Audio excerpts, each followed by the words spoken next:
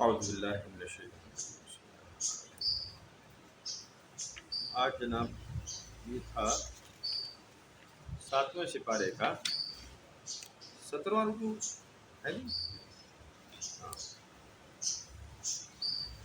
وما قدر اللہ حق قدرہ اذ قالوا ما انزل اللہ علی بشر من شیء قل من انزل الكتاب الذي جاء به موسى نورا وهدى للناس تجعلونه قراطيس تبدونها وتخفون كثيرا وعلمتم ما لم تعلموا انتم ولا آباؤكم قل اللہ ثم ذرهم فی خوضهم یلعبون۔ اور نہ قدر پہچانی انہوں نے اللہ کی جیسے کہ حق تھا اس کی قدر پہچاننے کا، جب انہوں نے کہا کہ اللہ نے کسی آدمی پر کوئی چیز نہیں نازل کی۔ آپ فرمائیے کہ وہ کتاب کس نے نازل کی تھی جسے لے کر آئے تھے موسیٰ علیہ السلام، جو نور تھی اور ہدایت تھی لوگوں کے لیے۔ تم نے اسے الگ الگ کاغذ بنا لیا ہے، ظاہر کرتے ہو اسے اور اس کا بہت سا حصہ چھپا لیتے ہو، اور تمہیں وہ سکھایا گیا جو تم نہ جانتے تھے اور نہ تمہارے باپ دادا۔ آپ فرما دیجئے کہ اللہ ہی ہے، پھر چھوڑ دیجئے انہیں تاکہ وہ اپنی بیہودہ باتوں میں کھیلتے رہیں۔ قرآن شریف میں اس بات کا کئی بار تذکرہ فرمایا کہ اللہ تعالیٰ نے اعلیٰ ترین ہدایت متعدد بار انسان پہ نازل کی، لیکن انسان کا عقیدہ تو ایسا ہے کہ وہ تو اللہ تعالیٰ کی ذات کو ہی اکثر ماننے سے کئی بار انکاری ہوا ہے۔ آج تو خیر بہت بڑا ایک گروہ ہے جو کہتے ہیں کہ اللہ تعالیٰ ہی نہیں ہے، ہوتا ہی نہیں ہے۔ وہ کوئی سائنٹیفک تھیوریاں اور کوئی بہت ہی سارے وہ ایتھیسٹ جو ہوتے ہیں لادین، وہ عجیب عجیب باتیں کرتے ہیں اس میں۔ تو وہ جب اللہ کو ہی نہیں مانتے تو وہ رسالت کو کیا مانیں گے؟ وہ تو اس سے بھی بڑی کی بات۔ تو نبی پاک صلی اللہ علیہ وسلم کا بھی اسی طرح انکار انہوں نے کیا، اور قرآن شریف کا بھی کہ جی ایسا تو ہو ہی نہیں سکتا کہ وہ کسی پر کوئی کتاب نازل کرے۔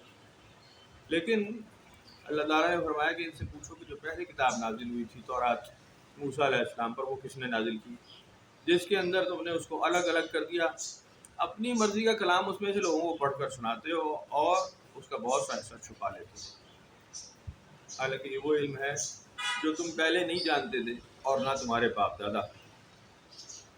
تو قل اللہ، بس آپ فرما دیجئے انہیں کہ وہ اللہ ہی کی ذات ہے، تو چھوڑ دیجئے ان کو تاکہ وہ اپنی بیہودہ باتوں میں کھیلتے رہیں۔ وَهَذَا كِتَابٌ أَنزَلْنَاهُ مُبَارَكٌ مُصَدِّقُ الَّذِي بَيْنَ يَدَيْهِ وَلِتُنذِرَ أُمَّ الْقُرَىٰ وَمَنْ حَوْلَهَا وَالَّذِينَ يُؤْمِنُونَ بِالْآخِرَةِ يُؤْمِنُونَ بِهِ وَهُمْ عَلَىٰ صَلَاتِهِمْ يُحَافِظُونَ۔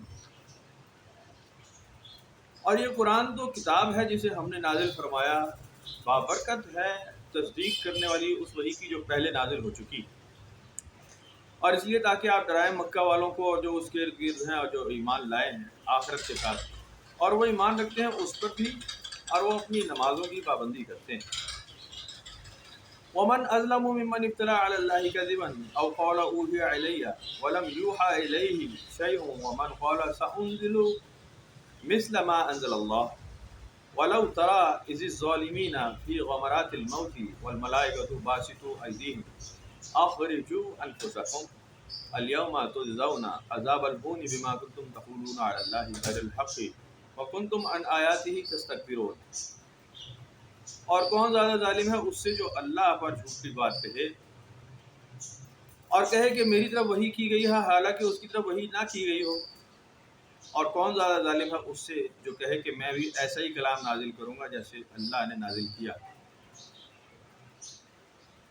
اللہ پر جھوٹی باتیں کہنا تواتر کے ساتھ آج کل تو خیر کامن سی بات ہے، یہ تو پرانی قوموں کی بات ہے، لیکن اللہ تعالیٰ سے بہت سارے جھوٹ بہت ساری باتیں ہم نے منسوخ ایسے کر دی ہیں جیسے کہ پہلے بنی اسرائیل والے وہ کرتے تھے، اور بڑے شد و مت کے ساتھ اپنی مطلب کو نکالنے کے لیے، اپنی بات کو سیدھا کرنے کے لیے ہم قرآن شریف کی آیتوں کا حوالہ بھی دیتے ہیں، قرآن شریف کی آیتوں، تاکہ بس اپنا مطلب سیدھا ہو جائے، ترجمے مختلف انداز میں کر کے اور ان کے اندازے اور تخمینے اس میں جوڑ توڑ کر کے وہ اپنی مرضی کا مطلب نکال لیتے ہیں۔ کئی لوگ تو ایسے ابھی تو ڈھیر لگا ہوا ہے، وہ کہتے ہیں کہ جی ہمیں اللہ تعالیٰ کی طرف سے حکم ہوتا ہے، خاص طور پہ باطنی روحانی جتنے ہیں نا، یہ کہتے ہیں جی ہمیں باطنی آواز آتی ہے، روحانی حکم ہو جاتا ہے، کبھی کسی بزرگوں کی طرف سے، کبھی کسی روحانی ہستی کی طرف سے. اور وہ کہتے ہیں شرماتے ہی نہ ڈرتے ہیں, خوف بھی نہیں آتا ہے. وہ خود کو ایک روحانی پیشوا, روحانی ہستی سمجھتے ہیں.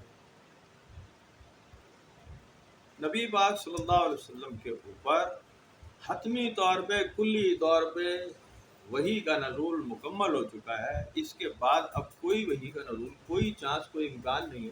پچھلے سبق میں بھی ہم نے پڑھ لیا کہ وحی کا نزول کا, وحی کی ضرورت ہی ختم ہو گئی ہے. تمام وحی نازل ہو چکی ہے, تمام حکم آ چکا ہے. اب تو آپ نے ہدایت پہ چلنا ہے. لیکن آپ نے اپنے چار چبیرے بہت سارے ایکسپیرینس ایسے کیے ہوں گے, اور نیٹ تو بھرا پڑا ہے.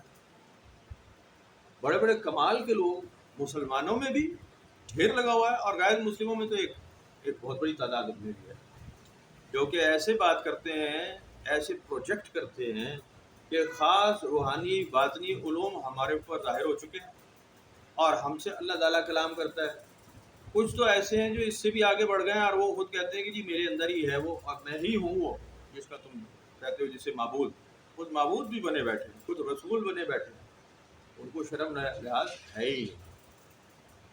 تمام ہدایت کا منبع, تمام معلومات اور زمانے کی کلابیں وہ آسمان زمین سے باندھ کر اور نہ صرف خود کو اللہ اور رسول سمجھتے ہیں, بلکہ مختلف اپنے اساتذہ کو یا اپنے پسندیدہ رہنماؤں کو, مذہبی یا غیر مذہبی, انہیں وہ یہ منسوخ کرتے ہیں کہ جی اصل مامور من اللہ یہ تھے.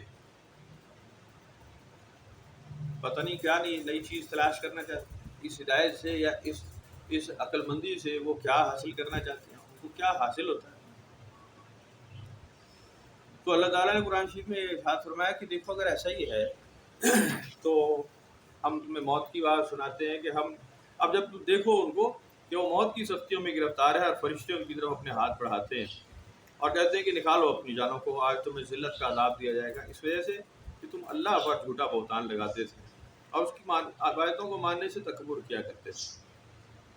آج بھی ہم سورہ القیامہ میں بھی ہم نے ایسا ہی سبق پڑھا. اللہ تعالیٰ نے فرمایا کہ جب جان ہم نکال رہے ہوتے ہیں اور وہ ہنسلی تک آ جاتی ہے, تو پھر کوئی ایسا جھاڑ پھونک کرنے والا ہے تم دیکھتے ہو جو اس کو روک سکے.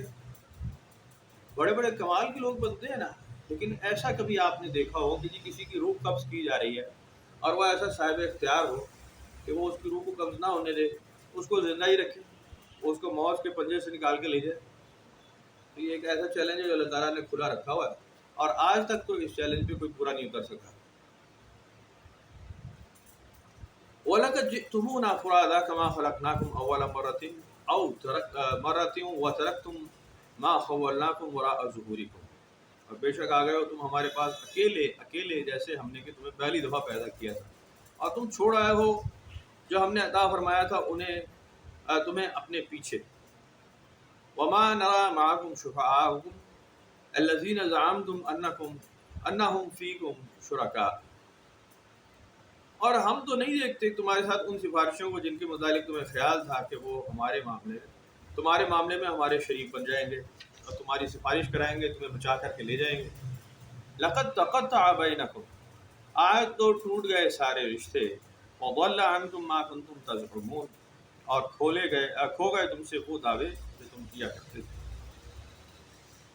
بہت ہی واضح, بہت ہی اللہ تعالیٰ کا چیلنجنگ فرمان ہے کہ ہم جب ایسے ہی روح کو قبض کرتے ہیں تو تمہارے رشتے ناتے سارے پیچھے رہ جاتے ہیں, تمہارے عزیز اقربا بھی, تمہارے اساتذہ بھی, تمہارے سفارشی بھی, سارے کے سارے. اتنا کھلا بیان کر دیا جائے, اتنا کھلا بیان کیا جائے, اس کے باوجود اس کے مخالف عقیدے ڈھیر ملیں گے آپ کو پورے معاشرے میں پھیلے ہوئے. مسجدوں سے بھی اس طرح کی اب آپ کو آ جائے گا نئے عقیدے, نئی چیزیں. وجہ کیا ہے؟ وہ اللہ تعالیٰ کی کتاب نہیں پڑھتے. میں ایک اوپن بات کر رہا ہوں, اب میری عمر تو کچھ 46 سال ہونے لگی, آپ اندازہ لگا لیں 40 سے تو اوپر آپ لوگ نکل گئے سارے تقریباً. میں ایک بڑی حیران کن بات کر رہا ہوں. آپ نے جمعے کی نماز تو پڑھی ہی ہوگی مسجدوں میں جا کر, کوئی ایک مسجد آپ نے ایسی دیکھی ہے جہاں تواتر سے تقریر میں قرآن شریف پڑھ کر سنایا جاتا ہے اور یہ کہا جاتا ہو کہ جی آج ہم ایک ترتیب سے قرآن شریف پڑھ رہے ہیں اور آج ہم اس رکوع کا ترجمہ پڑھ کے اس پہ ہدایت لینے کی اس سے کوشش کریں گے, اس پہ عمل کریں گے؟ نہیں, نئے ٹاپکس, عجیب ٹاپکس, یا پھر رٹائے پرانے ٹاپکس جو مسالے دار ہیں, جو بکتے ہیں بازار.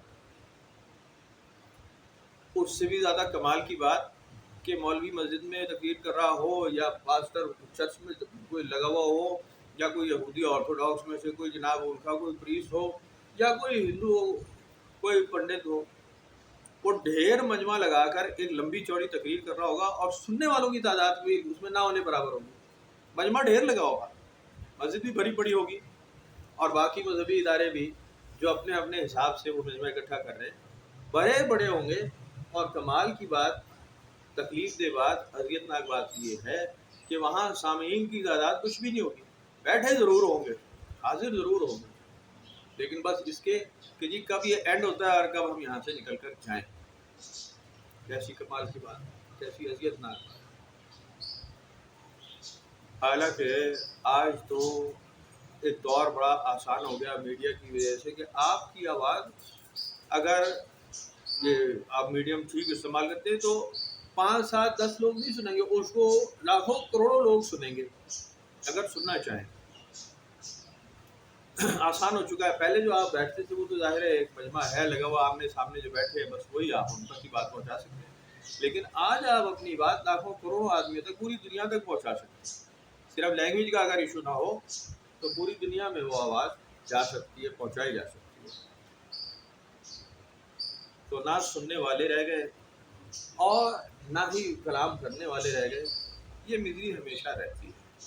مسجدوں میں بھی ایک تواتر کے ساتھ ایک ہی روٹین ملے گا آپ کو کہ ایک ٹپیکل ٹاپک، مخصوص ٹاپک روحانی یا اسلامی مہینوں کے حساب سے چل رہا ہوتا ہے۔ جو جیسا مہینہ چل رہا ہے، محرم چل رہا ہے تو سیدنا امام حسین کی بات ہو رہی ہے، اور ابھی ربیع الاول آ جائے گا تو حضور صلی اللہ علیہ وسلم سے ریلیٹڈ کچھ مخصوص باتیں کرنی ظاہر ہے، مسلمان اور کیا بات کرے، یہی کرے، لیکن مخصوص باتوں سے ہٹ کے آپ نے کبھی کوئی سنا ہو کسی مسجد میں، کوئی ایک ایسی مسجد ہو جہاں تواتر سے احادیث کا سبق دیا جا رہا ہو کہ جی آج جمعے کا دن ہے، ہم نے حدیث نمبر فلانا پچھلے جمعے پڑھی تھی، آج حدیث نمبر فلانی فلانی ہم ریلیٹڈ احادیث ساری آج تلاوت کر لیں گے، اس کو ریپیٹ کر لیں گے۔ اور اب اس میں ڈھیر ساری حدیثیں ایسی جو آپ نے کبھی کبھی مسجد سے نہیں سنی۔ وہ اس لیے نہیں سنی کہ وہ بکتی نہیں، مسالے دار بات نہیں ہوتی، وہ تنبیہات ہوتی ہیں، وہ آپ کے جھوٹے عقیدوں پہ بالکل ایک جوتا مارتی اور آپ کو سیدھا ہونے کی بات کرتی ہے کہ آپ سیدھے ہو جائیں، اس لیے وہ آپ سنیں گے۔ تو اس کی میزریبل حالت یہ ہوئی کہ لوگوں نے سننا ہی چھوڑ دیا، لوگوں نے بات ہی سننے سے انکار کر دیا۔ اب مسجدوں میں بیٹھ کے بھی بس نیم غنودگی کی حالت میں بیٹھے ہو گئے، بس مشینی طور پہ اللہ اکبر اللہ اکبر، رکوع کیا، سجدہ کیا، سلام پھیرا، اس کے بعد اصل میں عبادت شروع ہوتی ہے۔ نماز پڑھنے کے بعد پھر آپ کو اپنے مسائل یاد آئیں گے اور پھر آپ اللہ تعالیٰ سے باتیں کریں گے، یا اللہ یہ میرا کام کرتے اور مجھے بہت سارے پیسے چاہیے۔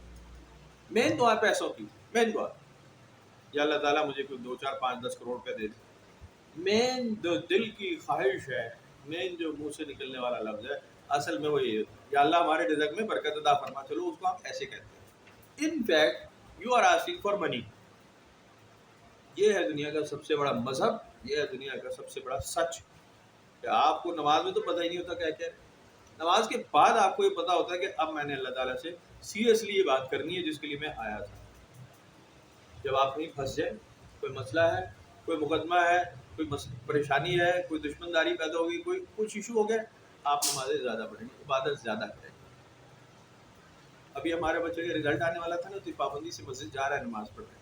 میں آپ کو اپنے گھر کی بتا رہا ہوں، وہ اس کے ذہن میں یہ بات پیدا ہو گئی کہ مجھے ابھی نمازیں پڑھنی ہے، رزلٹ آنے والا ہے، تو میں اللہ تعالیٰ سے ڈر ڈر کے دعائیں مانگ لوں کہ یا اللہ میں پاس ہو جاؤں۔